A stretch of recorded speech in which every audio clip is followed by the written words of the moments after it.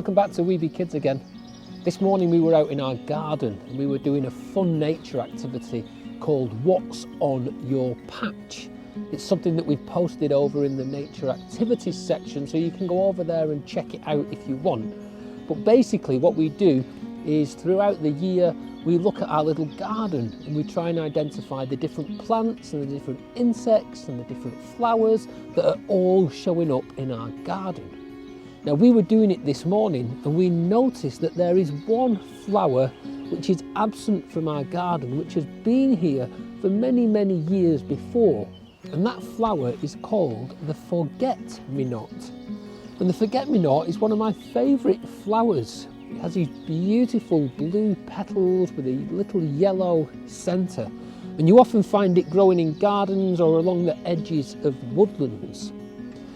So I was reminded of a story that I want to tell you today that is about the forget-me-not, and it is how the forget-me-not got its name. And this is a tragic tale from Germany. Now, a long time ago, there were two lovers, a man and his wife, who used to live in the deep forests of Germany. They used to love going outside. They would walk over the hills and sometimes go into the mountains and in through the woods. They would listen to the birds sing and they would watch as the clouds floated by overhead. And one of their favourite things that they loved to do in the spring was to watch as the new wildflowers emerged from the ground. And this spring in particular had been very wet. The man and his wife had had to spend 2 weeks inside because the rain had been so torrential. But on one cool Saturday morning, the clouds began to part and a little chink of sunlight came shining through. The storm had finally passed, and the wife said to her husband, "Please, can we go into the woods and look for all the new wildflowers? With this water and this sunshine, they will be bursting up from the ground." So they agreed to, and they popped on their wellies and they put on their waterproofs and they headed out of the door. And as they walked through the woods, the sunlight was beaming down all around. They could see birds up in the trees, but they couldn't hear the birds singing.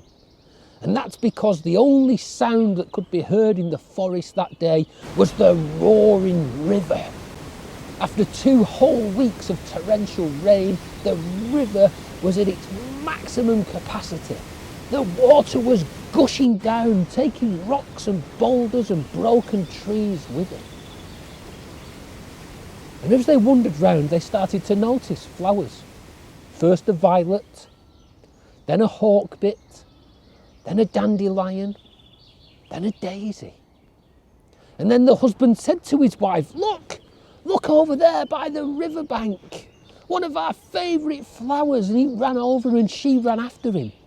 And he went to the edge of the bank and he held on to a branch as he reached down to take a clump of these beautiful blue and yellow flowers. But as he reached, the branch snapped and he fell backwards into the gushing river. He went under and then he came back up, and as he came up, in his hand he had a clump of these blue flowers and he held them up and he waved them at his wife. And he shouted to her as he went into the distance, "Forget-me-not, forget-me-not." And the water took him under and washed him away, and he was never seen again. And ever since that day, that little blue flower with the yellow centre that grows along the edges of woodlands and the edges of rivers has been named the forget-me-not.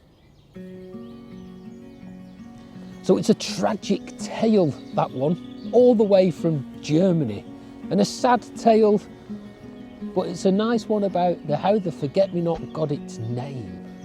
Now you may see forget-me-nots yourself. They grow in an abundance when you do find them. And the forget-me-not is an edible flower as well.